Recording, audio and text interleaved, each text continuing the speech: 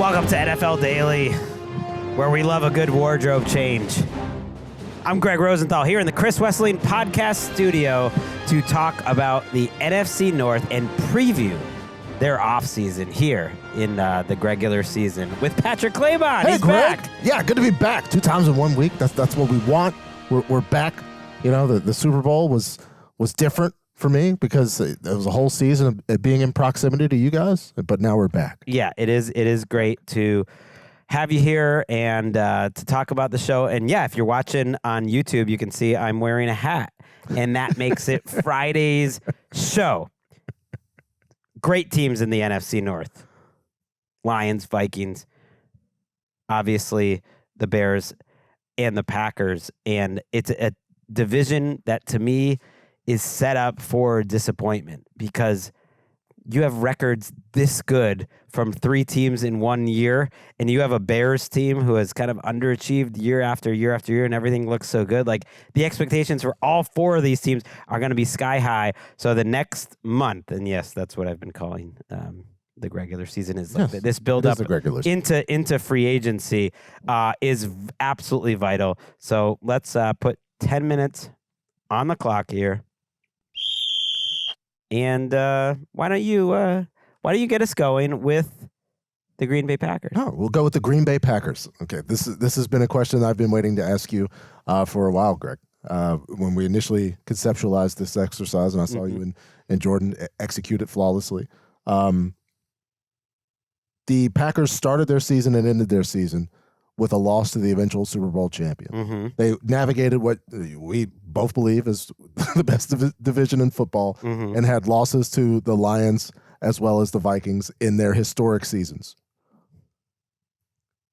Do the Green Bay Packers need to package picks and trade for Myles Garrett in order to...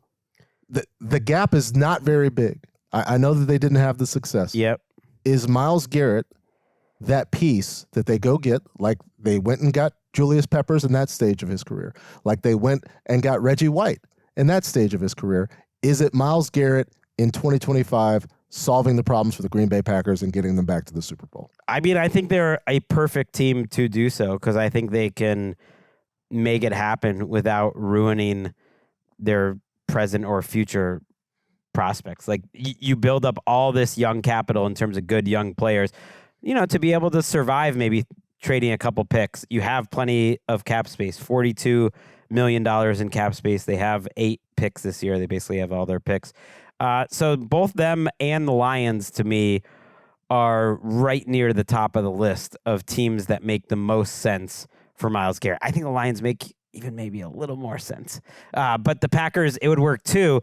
And that was what I was thinking too. Like, does Goody get impatient? Because they're so patient in Green Bay. This is kind of year 3 of the post-Aaron Rodgers era, and year 3 is kind of when you push. Some of these players are maturing.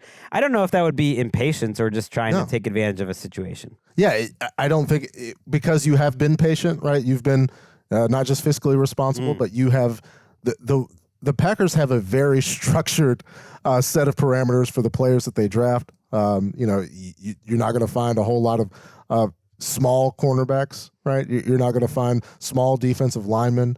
They have their metrics that they need to hit, and they've done that, and they've built a very, very solid roster. But there needs to be times where you take swings, right? Where you get, because there's all that conversation about the offense and who's the number one. Matt LaFleur doesn't want to say who the number one receiver is. You know, all these guys have their varied skill sets. You don't have to lose any of that, but you make a pitch not just to the Cleveland Browns but to the player.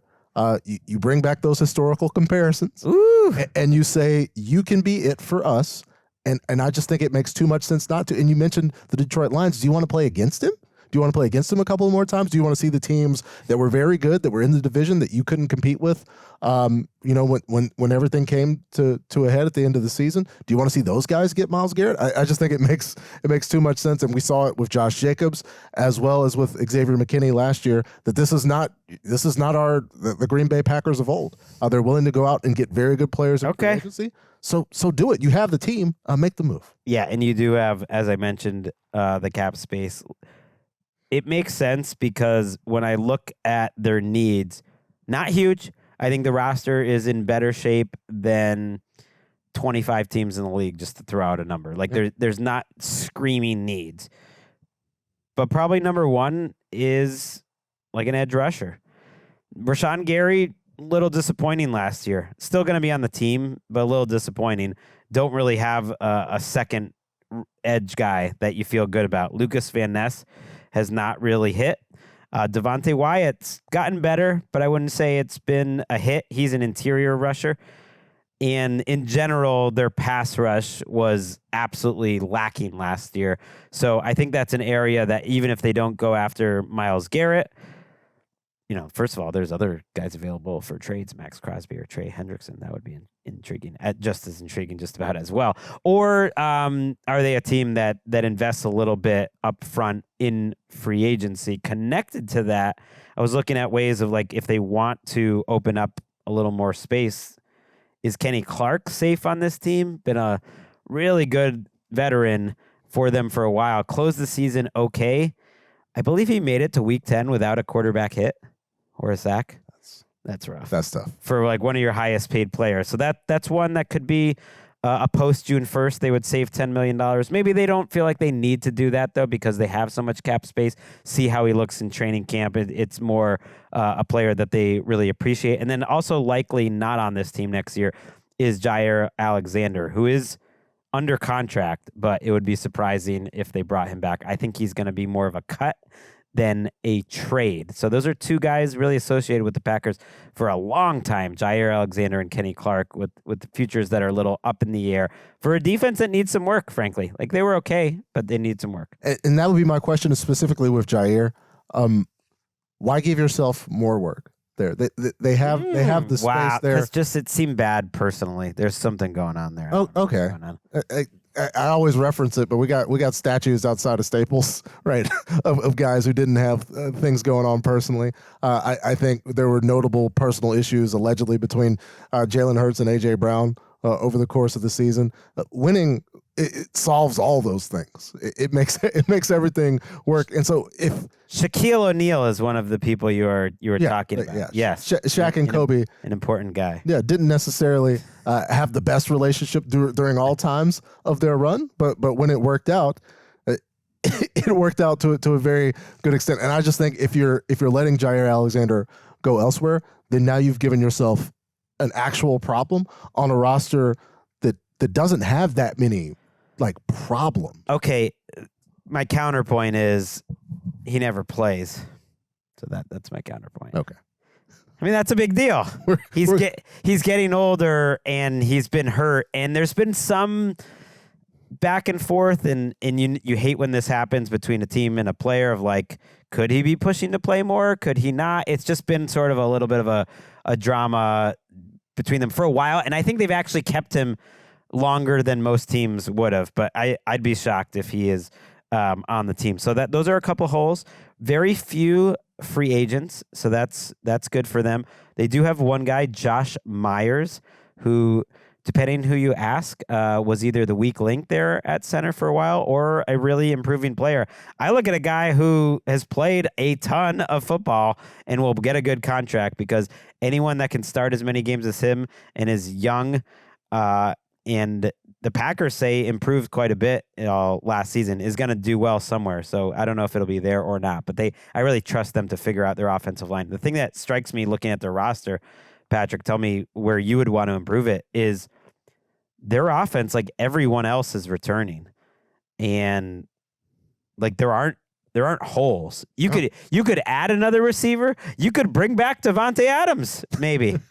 I don't think that's that crazy. You could add one more receiver, but you kind of don't have to. And you could add at almost any level. Yeah, you could add a guy that in theory is a 1, but you could just add another rotation piece. Christian Watson will be coming off of a serious injury. Dontavian Wicks didn't really work out last year. Maybe he'll improve in his third year. So you kind of have Dobbs and Jaden Reed and Tucker Kraft as the 3 receivers that you are kind of building this offense around. And Kraft was really good as a second-year tight end. And they also had some of the most cohesive in terms of games started among the offensive line in the entire league. They were able to keep those guys healthy and together as a group of 5 for the majority of the season. We'll see what the market is for A.J. Dillon. He could find his way back. I don't know that necessarily matters that much. I wouldn't change a thing about the offense. You get some guys healthy. I think another year together, playing in the system, and another year knowing what Josh brings to this team. Really, this just the improvements need. If they have an offseason like they did a year ago, they are going to be a Super Bowl contender. Because just look at who was brought in a year ago. Great pick, Edgerrin Cooper, got some Defensive Rookie of the Year votes. Evan Williams was a really good rookie player for them. Javon Bullard played a lot for them and didn't embarrass himself. He was a rookie nickelback. So they added some young talent on that side of the ball. And oh, by the way, added Josh Jacobs and one of the best backup quarterbacks in football. I think it's safe to say now, Malik Willis. So I mean, I'm serious. No, it's true. It's obviously true. So they had a great offseason. Goody's done great overall. And if they can just keep adding more pieces, a little more juice on the defensive side, I think was missing. All right, let's go to the Lions since we talked about them as a potential Myles Garrett team. They are missing their 3rd round pick, but they do have a compensatory pick late in the 3rd coming back, so they basically are good on picks. They have $44 million in cap space, right about the same as the Packers. That is 10th in the league. They do have a number of good free agents. Levi Onwuzurike, who improved quite a bit as a 4th-year player, well-timed, stayed healthy. I know they like him. Kevin Zeitler, who played well for them as a free agent pickup at guard, and then Carlton Davis, who when he played was very valuable for them. So that's 3 top 50 free agents for them. My question for them is, like, with these new two coordinators, where are they really prioritizing to improve this team? Because it's hard to like see huge areas that they need to improve, but like what types of players do they go after that are different now with these 2 coordinators? Do you see an area that is the biggest problem for them? Yeah, it's depth on the defensive line and in the secondary, specifically at corner. I think they had 2 of the best safeties in the league, in Kirby and Brian Branch. Spectacular on the middle of the field as the season went on. But just when the Carlton Davis injury, the Terrion Arnold injury late, you get Alex Anzalone back, but injuries were more of the story for the Lions. And again, this is the NFL. Like, you're going to have players injured every single year, regardless of age, how they came in, what kind of shape they're in. It's going to be a consistent thing regardless. But in terms of the injuries affecting the outcomes, it's tough for me to say that anybody had their outcomes affected by the injuries more than the Detroit Lions, especially on the defensive side of the ball. Right. I mean, it would have been great to see a full-strength Lions team, hypothetically or closer to it, play that Eagles team. I'm not going to say they're just going to beat them, but they certainly were right there at the top for me in terms of favorites to win the Super Bowl, along with the Chiefs and the Bills and the Eagles. And so just getting healthier is going to be massive for them. Marcus Davenport, by the way, was supposed to be on this team. He is a free agent. Other than that, and the guys I mentioned, Derek Barnes was a guy who basically didn't play at all for them last year. That could be an easy win if you can get him back for cheap. They do have Zadarius Smith under contract again for next year, so that's good. But I'm with you. I think it's pass rush that they just didn't have enough. And I know Ali McNeil got hurt. A lot of it was injuries, and you get Aiden Hutchinson back. But this is a team that I think's been similar to Philadelphia in that they want to be really good on the lines. I think they need to keep refreshing their pass rush and start refreshing their offensive line. Their offensive line actually is getting a little older, a little creaky, weren't as good in the interior a year ago as I think their reputation would indicate. And you look at some of those numbers of the guys that, when did they get drafted? Wow, Graham Glasgow drafted in 16. Ragnow in 18. Decker in 16. Kevin Zeitler's 35 years old and a free agent. So that might just be more of a draft focus, but they kind of are due to start refreshing there. But these are the types of things that great organizations are talking about in the offseason. Like, let's improve our depth. Let's get younger at a position we're already good. They don't have major screaming needs, especially on offense. They're kind of bringing everyone back, which is awesome for the Lions and for John Morton, their new offensive coordinator. Especially when you consider that these guys have years remaining. Like, you got years before you have to think about an Amon-Ra St. Brown or a Jared Goff, right? It's just in terms of the talent there where Penei Sewell is, you mentioned the age of everybody else. Penei's got 5 more years before he turns. Well, you got to keep paying him along the way, but they've done a great job paying them early. And that also means if they want to restructure some contracts, like they're going to be able to open up money. They sort of have all the money and all the picks that they really need to be as aggressive as they want. And that's why, to me, they actually make the most sense, because I just feel like they're at this point. It's definitely not desperation, but just opportunity and where they are. And I think they're going to feel like they need to add something big and new to the mix to make this season feel fresh. And it's not going to hurt them because they are a young enough team overall that I think they can make it happen. And it also, because the mindset of this team, is playing their starters in a meaningless game against the 49ers, right? Where I wonder if you have, let's say, if it's Max, if it's Miles, like whatever big name that they would be able to trade for. Looking at the video of Aiden Hutchinson running this week, it's like, well, maybe you give him more time to not feel like he has to be out there week 1, week 2, week 3. And you could slowly work him back to the way that you could have this team be at its peak at the end of the season, which is, what we wanted last year. Is if we can have this core healthy and not so beat up, where they can play to the level that we see them through the middle of the season, because they're so good. Yes, and I think Carlton Davis is a sneaky, huge free agent. I think they kind of either need him back or they need to invest at the position highly in someone else. DJ Reed is an interesting name that's out there at cornerback. Paulson Adebo, would fit kind of what they do in terms of a physical style. Denzel Ward, if we're looking at Browns, might be available potentially in a trade. He's trying to get packaged. Let's just bring them both to Detroit. That would be pretty exciting. But I think that of all their free agents, like Onwuzurike, I think they'd love to keep. They developed him, but if he goes somewhere else, they'll deal with that. But Carlton Davis and then maybe Derek Barnes, actually, because I think they really like him, are 2 guys I could see them absolutely keeping. All right, we've done 2 teams in the NFC North, probably the best division in football. We are going to take a quick break, and we're going to be back to talk about the Vikings and the Bears.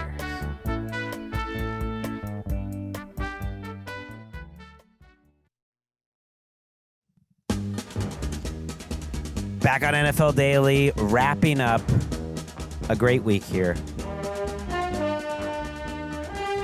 I love this time of year. It's a good reset, and I'm being real. Like, doing NFL Daily, doing a daily show at this time of year is different, but it's been so different. I've had so many similar off seasons that it's got me kind of fired up to attack this part of the year with an energy unknown to mankind. And this exercise, maybe I'm just being selfish. Let us know what you think of the off-season previews, because we're going to do it for the AFC coming up too. Anything that you would change. Because selfishly, I find it to be just a great exercise. It's like, okay, where are these teams out? It just helps me feel like I know what is going on. Yeah, especially before, because as the top 101 comes into its final Monday. Form, that's coming. It's coming in Monday. And then, everybody's into their mock drafts. Like, this is an integral part of that, of considering where the teams are, where they want to be. And it's all a part of a picture where, it's... Are you where you want to be, though? What are you doing this weekend? Are you fulfilled? Are you taking a step back and becoming the best Patrick you can be before you're back on air all the time? I would like to. This weekend, we have our first basketball game of the season for Malcolm. Yeah. Going to celebrate my 9th wedding anniversary. Congrats. And I've got a lot of dental stuff coming up, and that always, whenever it's like, oh yeah, it's time to refine and improve and get ready for quality of life, and my mouth is like, no, this hurts. Yeah, that's my biggest takeaway is getting older. Like the NFL offseason is mostly for dental work. Yeah. Hopefully these next two teams won't feel like dental work to talk about. I want to talk about the Bears. Let's do it. Put 10 minutes on the clock. This is the team that I have faded on the over-under win-loss draft 3 straight years successfully. It doesn't mean I don't like your team. I just think they've been overrated. You have the opening question here. Yes. I think they have a real opportunity to not be overrated going into this season if they play their cards right. So Ben Johnson comes over and he's tasked with getting Caleb Williams to be the quarterback that we believe that he can be. Can Ben Johnson, purely as a play caller and as administrator of offense, solve Caleb Williams' sack-taking issue without making changes to the offensive line, Greg? No. Not entirely, because it's a 2-part process. Yeah, he can help improve the process and him get rid of the ball faster. I think that's coaching. That's a long-term process. But the line's bad too. And they don't have anyone right now on the interior. And the interior that they had last year obviously didn't play well. Matt Pryor, Coleman Shelton, who is their center, Pryor was a guard. Tevin Jenkins, who was probably was their best interior player, is also a free agent. So they don't have anyone coming back. So I would say no. It's like impossible. They have to make moves. Now it could be through the draft. I think is probably the best way to improve your interior line and develop these types of guys. But it can't just be coaching points, because 2 things can be true. It was on Caleb and it was on the offensive line. Right. But if I had to grade which one it was more on, I mean, I don't know. It's probably the line was even a bigger factor than Caleb. They were both pretty big, though. Yeah, it took a village, right, to build the disaster that we saw in 2024 for the Bears offense specifically, other than late game moments where they're in desperation mode and they're making their way down the field. It was kind of chaotic. I thought it was interesting when I looked at the roster that you have to go down to Darnell Wright as the biggest cap hit for the offensive line, number 12 on the team. In these other contenders, you see, get what you pay for. Yeah, you see investment in linemen leading to results. Well, the Bears really haven't been able to do it, and those are the results. And I just wonder, because we think of Ben Johnson with that veteran plus talented offensive line in Detroit putting up 1 billion points. And to now, I think people might need to reset their expectations a little bit, not just for Caleb, but for Ben Johnson, while they kind of navigate the talent issue that they have up front in Chicago. The free agency list speaks so much to what teams value, because what if I told you that the best free agent guard that might actually become available is Tevin Jenkins of the Bears? There's no great ones available. So, Bears fans are going to be like, hey, who can we get in free agency? Actually, no, Tevin Jenkins, after a really rough start to his career, became a solid player for them. And they should look to bring him back. They know him if they want to. But there aren't great, there's no panacea in free agency. It needs to be some values, some good coaching ultimately improves your offensive line. And more than anything, it's usually investing in the draft. And they've tried to. Darnell Wright, we'll see if he becomes a plus player. He hasn't really been for them at right tackle. And then at left tackle, you have Braxton Jones, who's been serviceable enough. It was a 5th-round pick, but certainly they could go over the top and try to improve. All right, let's just do my little step back. Okay. They have the number 10 pick. Mm-hmm. They have their picks in general. They have an extra 2 from Carolina, still getting those picks. So that's cool. That's a very valuable pick. Plus, that's a top 10 in the 2nd-round pick. So they have 3 in the top 45, that's great. And they have $62 million in cap space. So in terms of picks plus space, there are very few teams in the NFL that have as much flexibility and value as the Bears right now. And that, I guess, was a case for keeping Ryan Poles, for having some continuity when he's had some pretty bad moves and some great moves too. That's a good one, because you would hope he can have some cohesion with Ben Johnson in how he's gonna build this thing. Yeah, and it's Ben Johnson had years to try to find a landing spot to evaluate those spots. And I think like when we consider, right, whether it's Peyton going to the Broncos or Tom going to Tampa Bay, right, when you're picking your spot, like generally there's a reason that you make these decisions. And so like Ben Johnson has done the evaluation there. And so I think that is a place where we can be positive, and maybe Gregg will be bullish on his Bears total this year instead of fading them. To be clear, I'm 3-0 fading them. And I don't think they were they close in any of those years? I think it was 7 last year. Yeah. No, it was like 8.5, and they didn't even get close. I think it was 9.5 by the end. People were all in on the Bears. That was why I led with fading them. 9.5. 9.5 by the start of last year. Yikes! There is reason to be excited about them. Other than they're in this division, they return literally every single defensive starter. That's awesome. Mm-hmm. And most of them are guys that you want back. It's not superstars. I do think they could use more defensive line help. It's like, you can say this with so many teams, and it's a good draft for it.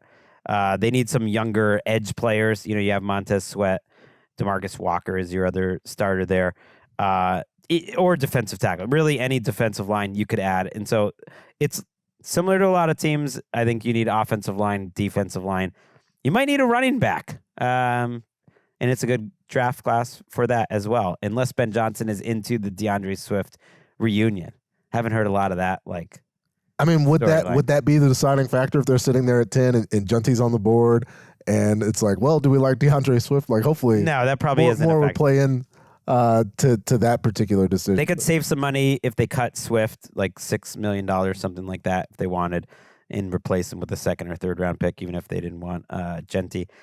Gerald Everett, you could save some money.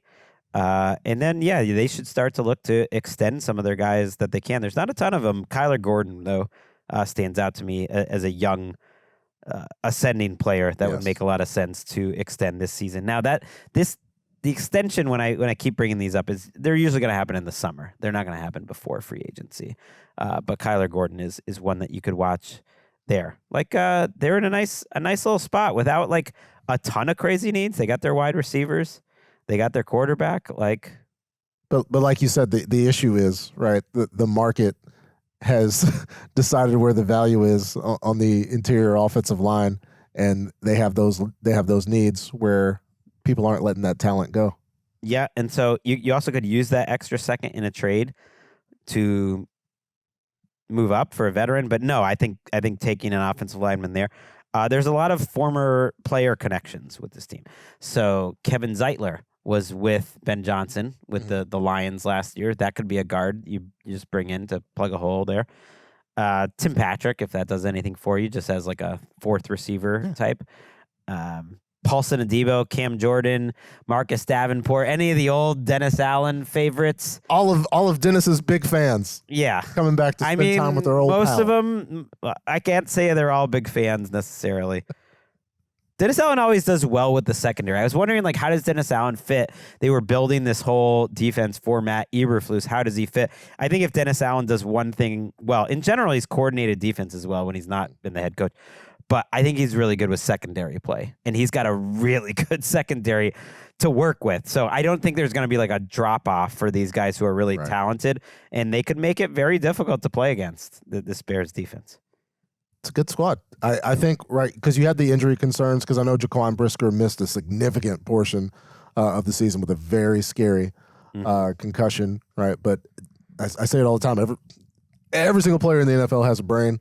I don't think that we, of course we're concerned, right? But I don't think it's a particular issue. Oh, I do. He missed months. Yeah. He missed like 3 months. No, it was a devastating injury. Yeah. But what I'm saying is, coming back, I don't necessarily have the long-term concerns there. I still think, right, because he'll be up in 2026.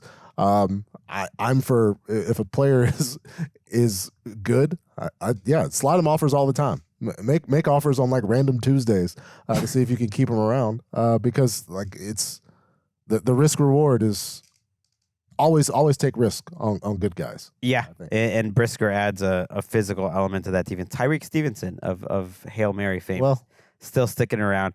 One player I didn't mention here, Keenan Allen, is a free agent. Definitely seemed like he was slowing down last year. I don't get the sense that that's something that will continue. He says he wants to be like the Bears were one of his teams that he would want to come back for. Okay. So. Okay, so it's an option. They have the money. That feels like more of a pick spot or a lower tier veteran next to Rome and DJ Moore, who are really the 1 and the 2. All right, let's wrap up our NFC teams with the Minnesota Vikings. 10 minutes on the clock. $56 million in cap space. That's a lot. It's a lot. That's the good news. The bad news is they've only got 1 pick in the top 90. And I was like, wow, how did that happen? And then I forgot they gave up a second. Ultimately, in a series of moves, they ultimately gave up a second, a third, and a fourth for Dallas Turner. If you remember, was the pass rusher. Wasn't even the first pass rusher. Latu went in front of him, but they really believed in him. He had quite a quiet rookie year. Doesn't mean he's not going to have a good career. But that's a lot of draft capital, so they better be right on Dallas Turner. And either way, their draft this season is a little quiet. They did get a 3rd-round compensatory pick back, though, for Kirk Cousins. So that was nice. Oh, there we go. That's late 3rd. My question for them is, how do you redo your secondary? As I was doing my top 101, so many of the players were from the Viking secondary. Byron Murphy, top 40 in my 101. Really good season. Pro Bowl games MVP on the defensive side. Did you know that? I did. Flag football. I did He got it done. That. I think he picked off Burrow or something happened. Cam Bynum, nice, versatile player. It's been really important for Flores, top 40 player. Stephon Gilmore, one of the best, 1 year at a time cornerbacks we've ever seen. And then not on the free agent list, but says he's strongly considering retiring, Harrison Smith. So that's 4 guys in one secondary. Secondary very important to Brian Flores. So that to me is going to be a focus. How do they kind of fix that secondary without a lot of draft capital in one offseason? I think, right, you start by bringing everybody back. I mean, Stephon Gilmore is not killing you. True. Right? It's you have the cap space to bring him back. $3 million. You got $61 million in cap space. I don't see a need to necessarily be cute with trying to save and pick between these guys on a good defense. Right, there was a contending defense throughout the year. They know the system. They know why mess with it. Well, I think Murphy is looking for a big payday. I get the sense he's not as high on the pecking order, but Bynum, yeah, he has more value to the Vikings than anyone else. Okay, you bring Bynum and Gilmore back. That's 2 out of the 4 I just talked about. Harrison Smith, you just have to wait and see if he wants to play or not. Yeah, I guess make it worth his while. He was still playing at a high level. I thought he had a really good year last year. I was like, man, Harrison Smith never ages. The age will eventually show up, but why? Sneaky why Hall of project Fame it? candidate. Although it's hard to get into the Hall of Fame these days, apparently. But yeah, sneaky Hall of Fame candidate. Harrison Smith. They go on a run. He has a key interception. You can. So you're doubting it. Another question is, here, I'm just throwing out questions. Okay, yeah, hit me. Do you think about pairing someone else with JJ and looking at the trade market for Jordan Addison?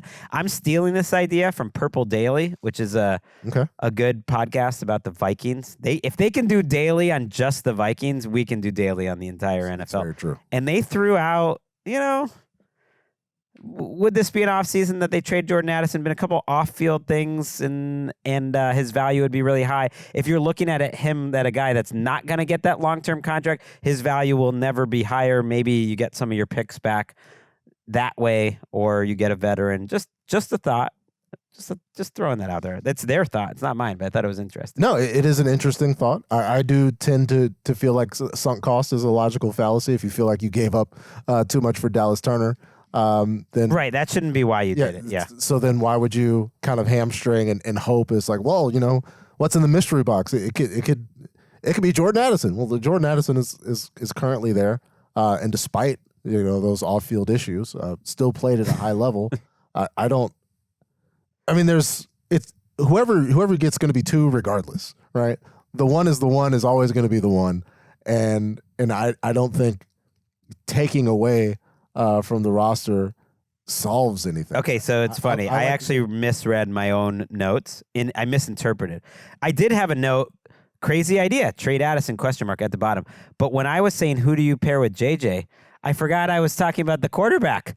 The quarterback is JJ McCarthy. What's the other quarterback that's on this roster? Because right now, we don't know. That's a pretty big question. Sam Darnold, we're just assuming he's gone. I think there's like a small chance Sam Darnold is still on this team. What do you get back for Sam Darnold? Do you get anything back for Sam Darnold, like in a tag and trade? Or are you able to work that out? Or does he just walk away and you get a compensatory pick? And then what type of quarterback do you pair with J.J. McCarthy? Is it Daniel Jones, who was on the roster but is a free agent? Is it more of a Jacoby Brissett, Jameis Winston type? Like, it's important because J.J. McCarthy is a young player coming off a serious injury, so you need to have someone that you can really believe in if it's not Sam Darnold. And I don't think based on the way that we saw the 2024 season play out, where they would bring somebody in with concerns that, this guy's too good and it's going to create a conversation. You're going to have issues. I think J.J. McCarthy's going to be fine regardless. And the likely starter regardless, but they also have to see it and make sure he's healthy and all that. But the guys that you mentioned, Jacoby Brissett, I think could be successful in this offense. I think Jameis could be successful in Kevin McCarthy's, Kevin O'Connell's offense, where it's the things that you're asking the veteran to do in this system wouldn't necessarily be what you're asking J.J. McCarthy to be. So I do think it would be kind of a difference there. Do you think Darnold? What do you think happens with Darnold? I think Darnold walks. I think Sam played very good last year, and the way that they feel about he gets an opportunity to go somewhere else. I think somebody's going to have a nice offer for Sam Darnold. When you're considering, right, that teams are looking at Kirk Cousins and Derek Carr, like the way that we talked about earlier this week, where it's like, well, like who are these guys? Who do we want? And then you see what Sam was able to accomplish last year. I think there's a market for Sam Darnold that these other quarterbacks, strictly when people are looking at who's a veteran who could come in and start for us this year, Sam Darnold is going to be number one for the majority of teams. I think Stafford is going to be one, assuming he's available. Well, that's an if. For some teams, I actually think Darnold might be higher for other teams because of youth, and maybe you're not going to have to give up as much. It's one thing to keep an eye on. It's a very tricky game of chicken trying to trade Sam Darnold under the franchise tag when you have no real intention of keeping him. That is not how this franchise tag is supposed to be used. Teams get around it. But why I say that is you have to carve out $40 million in cap space for Sam Darnold while he's still tagged. Mm-hmm. The deadline to do so is March 4th.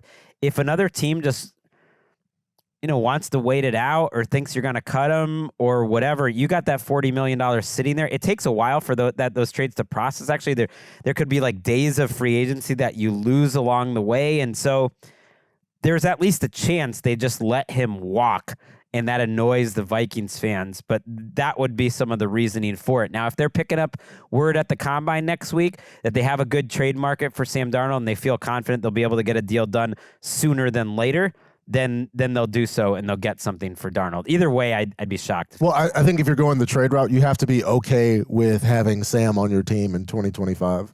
Like it's not like a scenario where you go in thinking like, well, we'll tag him and then we're looking for a trade. You have to be okay with either outcome. And if they are, I think that puts them in a good position where it's not just smoke at the Combine. It's, hey, if you guys would like a quarterback that's very viable, you could trade for him, but you're not going to hold us hostage and wait for us to cut him because he could be starting for us. Like if a team was willing to tell the Vikings, and it's early, next week's really the week where we find this out. If a team was willing to give up a second-round pick for Sam Darnold, like they might have already even done so. We've seen quarterback trades happen before this time. They happened with Stafford, happened with Cousins. And if it's just a third-round pick, then you just let him walk because a third-round pick's not worth it. You're getting a compensatory third back, and then you're losing a lot of time, a lot of drama, a lot of mess. And teams might not want to give a monster contract to Sam Darnold and a high pick. That's a lot for a guy who is freely available the last two off seasons for pretty little, right? Right. I mean, Stafford's one thing. That guy's won a Super Bowl, and he might be headed to the Hall of Fame. We have 1 minute left. I will mention Aaron Jones is a free agent. Pretty high among my running backs. Who would you rank first? Aaron Jones, or Najee Harris as free agent running backs. J.K. Dobbins is an option, but I don't have him. I would give the age and burst bonus, even though like the burst is variable with Najee. I would give it to Najee Harris, but I'm a known Najee Harris supporter. I'm torn. Aaron Jones is such a good player. Yes, but like by the end of last year, he faded just a little bit. He'd be a really good 1B. So I guess in that role for a little less money than the Vikings played him this year, I would love to have. I guess I would put Aaron Jones high. 4, That's it. 3. We did it all. 2. the whole thing In the time allotted. 0. Eric's got such a big smile on his face. I look up and I see 40 minutes on the clock, guys. This is historic. We're sending you out, into the Inglewood Nights, head into the valley to see your beautiful son and your wife earlier than expected. I love it. Yes, that is the week. And as Patrick, you mentioned, the top 101, it is coming out. I think it's coming out on Monday. It's due. Like, I got to send in that copy. I'm leaving this studio to start working on the copy. Give it to him. Give it to him 10 at a time. Okay. We'll do like a fair. slow extended release for the most anticipated article on NFL.com every single year. I don't know if that's true. That's true. I'll tease it for our audience right here, right at the top. I mean, the names aren't as good as they usually are. But What? I mean, at the very Sell top, it, Greg. T. Higgins. T. Higgins is 1. Trey Smith of the Chiefs, 2. Ronnie Stanley, Milton Williams, Zach Bond, Sam Darnold, Osa Digizua, Josh Sweat, Chris Godwin. We'll see if all these guys actually become free agents. And then I'm debating Amari Cooper, Carlton Davis, Charvarius Ward in that next group, DJ Reed. So those are pretty good names. Yes. I take it back. What you need to do, Greg, is how some of these like blog sites really get you. And these lists, they're listed reverse. So you put 1, 2, 3, 4, and 5 at the bottom of the page and really force people to get through, the deep cuts I of your will list. try. I have been debating who every year people want to know who is going to be my 101. It's a guy that just stays at 101 no matter who is cut and added. We have some options, and maybe if you're listening to this, you could tell me who you think are. Daniel Jones is kind of my leader in the clubhouse because he just feels like a 101. But he might be better than that. Maybe he's better than that. Deontay Johnson would be a funny one. I think that would be good. Deontay Johnson. It feels high for Deontay Johnson, to be honest with you. Jimmy G, I know. I didn't know. Jimmy G feels like a potential 101. A lot of times it's kind of the backup quarterbacks, and then there's less big name like Zach Ertz could be in that mix. It doesn't feel fun though. I like Zach Ertz. Jacoby. The whole thing is fun. We got to do like, like the top 100 players. We got to sit everybody down and do like interviews. And all I do want to hear. Daniel Jones. I feel like Daniel Jones or Deontay Johnson. It just feels like a 101. DeMar Hamlin crossed my mind. He's sort of in that range where he could be 101 because it's an honor to be 101. Yes. I think I want to put DeMar even a little higher. Give him There we go. some pops. Somebody gives him an honor he deserves, Greg. There you go. Let's play the music. It's been a great week. Like I said, Top 101 coming out on Monday. We will talk about that next week on the show. We're headed to Indianapolis. We're going to get some great interviews there. I will be at the Combine doing shows Monday through Wednesday. So, yeah, like when we're getting on a plane leaving sunny Los Angeles to go to cold Indianapolis, it's the regular season.